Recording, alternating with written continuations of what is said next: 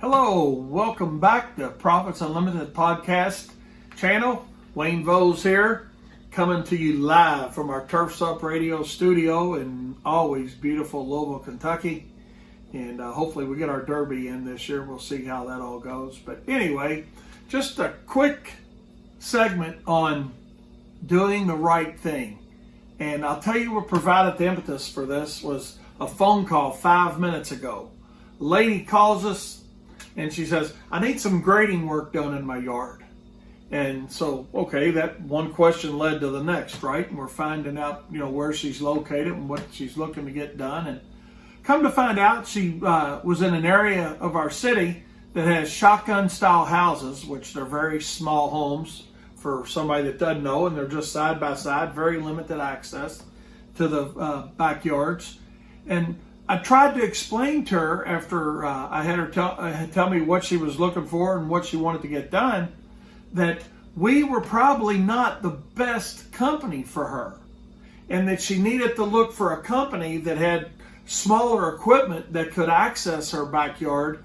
And basically what she wanted to do was rototill the backyard, which wasn't a problem, but then she wanted to bring in quite a bit of topsoil and create raised beds, because she said, hey, I'm 62 years old, I'm getting tired of bending over, and I want to raise my beds in my backyard up approximately 24 to 30 inches.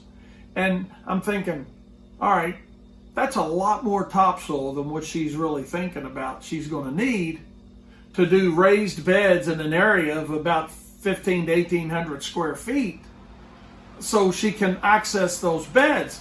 So I tried to explain to her that our skid steer that we utilize is too large to get into her backyard based on the spacing on these houses, that she would be better served, trying to find a company that had a smaller piece of equipment, such as a dingo, that they could access the backyard. And I know some of you guys might be thinking, well, why didn't you, rent a dingo to get the job completed and do the job yourself?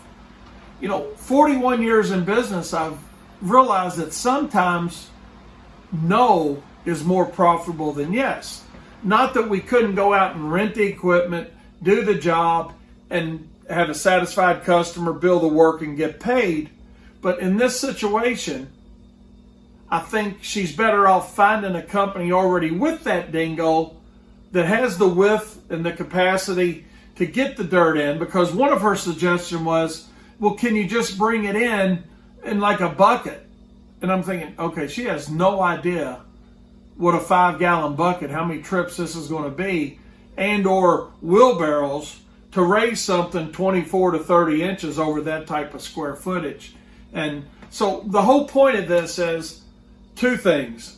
One is, know that sometimes you're better off to say no, but also know that sometimes doing the right thing, or it's always should do the right thing.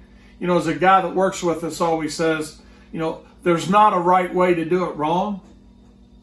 And I think that certainly applies in this situation. And that's the takeaway here, is know that sometimes you're better off passing along something to a competitor that is properly equipped to do the job. In this case, it's somebody with a dingo in hand that can do this lady more justice than we can by going and renting the piece of equipment, inflating our cost to where it's too high, and she thinks we're just too high and she never calls us again.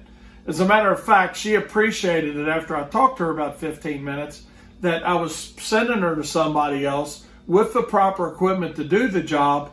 And she says, after I get these in, I want you guys to come down and talk to me about doing some landscaping in these raised beds. So with that being said, I'm going to wrap this up and say, just remember, sometimes saying no leads to a yes.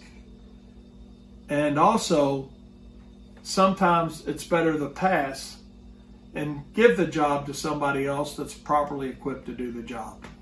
Thanks for listening, and remember, profit is not the dirty word. See you next time.